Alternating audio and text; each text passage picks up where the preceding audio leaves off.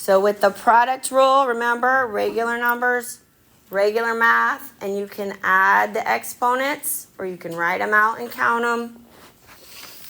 Quotient rule, again, regular numbers, regular math. You can write out the x's and eliminate, or you can subtract. Okay, that's where we're at so far. The power rule, look, it's got the parentheses, right? We talked about put a 1 if there's no exponent. And then this is just like distributing, okay? Like we used to do, right? Whenever you got a parentheses, you multiply everything inside by that outside number. So 3 to the 1 times 3, and x to the 2 times 3. Well, what do you know about 1 times 3? It's just 3. So 3 to the 3rd, 2 times 3 is 6. Let's go down to this 0 rule. The 0 rule, it sounds complicated, but it's not. We said anything to the 0 power is just 1 whole. So this is really just 5 times 1 times y to the 3rd, and we know 5 times 1 is 5, right? Regular numbers, regular math. So there were no exponent issues here. Now, if they had a parentheses here, 5, x, y, 3, and that 0 was outside, right? We're distributing that 0, so really everything is to the 0 power. Then this would be a 1. The whole thing would just be 1. So pay attention to those parentheses because they make a difference. Okay? So let's try this negative power. So remember, no negative neighbors. So if you have a negative exponent in the numerator, it's going to go to the bottom. And if you have one in the bottom, it's going to go to the top, right? So we just need to really switch swap these. Again, regular numbers, regular math. So I'm not going to worry about those. I have a to the 3rd on my top in my numerator, and now I need to move a to the 2nd up as well. The b to the 3rd needs to go to the bottom. So now everything is nice and positive, so that's a good thing. Now we can look at our other rules and decide what we're doing. 10 over 4, you can put that in your calculator. You can write it as a fraction. You can write it as a decimal. It is 2.5, or you can write 5 over 2, either way. This b is on the bottom all by itself, so it's going to stay there. We don't have anything else to put with it. What about these a's? We can add them, or again, if you liked what we talked about before, 3 a's and 2 more a's, so you can count them. Either way, a to the 3 plus 2 is a to the 5. And now we have a single A and a single B, so we know we're done. Okay? So on the rational exponent, we did this a little bit before break. We said that denominator is our root index, but really, if you look at this, we're going to put a 1 on that 16. It's got that parentheses. This is really just distributing. Okay, so we can say 16 to the 1 times 1/4 and w to the 4 times 1/4. And we're going to want to use our calculator if we're not sure about that multiplying. 16, 1 times 1/4 is 1/4. And you can put that in your calculator. So if you pick up your yellow calculator and you type 16 and then the caret, which is next to the 4, control divide 1/4, you should get what that is. And I do believe it is 2. Okay? And then 4 times 1/4 is just 1. Now, when you write W, you can write W to the 1st. There's nothing wrong with that. Or you can just write W. It's going to be the same thing. And this is going to be like what you're going to do on your practice today. The practice is going to have kind of multiple rules involved. So which is equivalent? We're going to have to simplify this. So I'm going to zoom in here.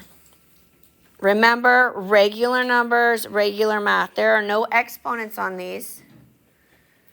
We're just dividing it. And I do want you to practice writing it out. So I'm going to come over here. We got 45 over 15. You can use your calculator there. What do we get? 45 over 15 is 3. I'm just going to write it down here. Now, we do have some negatives here. We can swap them if you would like. Did you like the swap method? All right, so let's swap these, right? Because this is going to have to go here and this is going to have to go here. So now I have m to the 2 over m to the 6. And I'm just going to write these separate. P to the 2 over P to the 8. V to the 12. What happens to this V to the negative 4? It's going to go up, right? So now I have it like this. So now that we've written it all out, which is super important to see what you need to do next, we already simplified our 45 and 15.